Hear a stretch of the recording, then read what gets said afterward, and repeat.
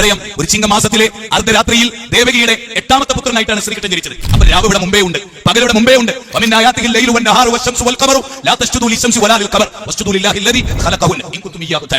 രാവും പകലും ദൈവത്തിന്റെ ദൃഷ്ടാന്തത്തിൽപ്പെട്ടതാണ്. സൂര്യനും ചന്ദ്രനും നിങ്ങൾക്കറിയാലോ. കാനായി കുഞ്ഞിരാമൻ ഒരു പ്രതിമ ഉണ്ടാക്കിയാൽ പ്രതിമ കല്ലാവാണ്. കാനായി കുഞ്ഞിരാമനാണ്. ONV കുറുപ്പ് ഒരു കവിത എഴുതിയാൽ കവിത കല്ലാവാണ്. മറിച്ച് ONV കുറുപ്പിനാണ്. സൂര്യനെ സൃഷ്ടിച്ച ദൈവത്തിനാണ് ആരാധന, സൂര്യനല്ല. ചന്ദ്രനെ സൃഷ്ടിച്ച ദൈവത്തിനാണ് ആരാധന. തുളസിച്ചെടിയെ സൃഷ്ടിച്ച ദൈവത്തിനാണ് ആരാധന. പശുവിനെ സൃഷ്ടിച്ച ദൈവത്തിനാണ് ആരാധന. മനുഷ്യൻ എന്ന മഹാബുദ്ധിജീവി മാത്രമാണ് ഈ ഒരു ദുരന്തത്തിലെത്തിപ്പെട്ടത്. ഒരു പശുവും മനുഷ്യനെ ആരാധിക്കുന്നില്ല, ഒരു എലിയും മനുഷ്യനെ ആരാധിക്കുന്നില്ല, ഒരു പാമ്പും മനുഷ്യനെ ആരാധിക്കുന്നില്ല, ഒരു ആൽച്ചെടിയും മനുഷ്യനെ ആരാധിക്കുന്നില്ല.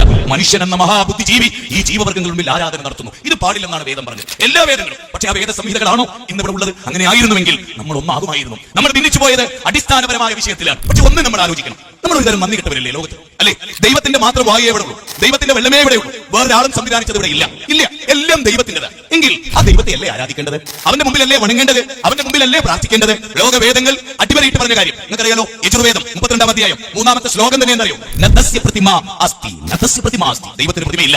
അതുകൊണ്ട് നിങ്ങൾ സാക്ഷാൽ ദൈവത്തെ ആരാധിക്കുക. കേനോപനിഷത്തിൽ പറയാം, യക്ഷുഷാന പശ്യതി യേന ചക്ഷുംഷി പശ്യതി തദേവ ബ്രഹ്മത്വം വിദ്ധി നേതം യദിതം ഉപാസതേ യശ്രോത്രേണ നശ്രുണോതി ശ്രോത്രമിദം ശ്രുതം തദേവ ബ്രഹ്മത്വം വിദ്ധി നേതം യദിതം ഉപാസതേ. മനുഷ്യരെ, നിങ്ങൾ കണ്ടുകൊണ്ട് കണ്ട് ആരാധിക്കുന്ന ഒന്നും ദൈവമല്ല.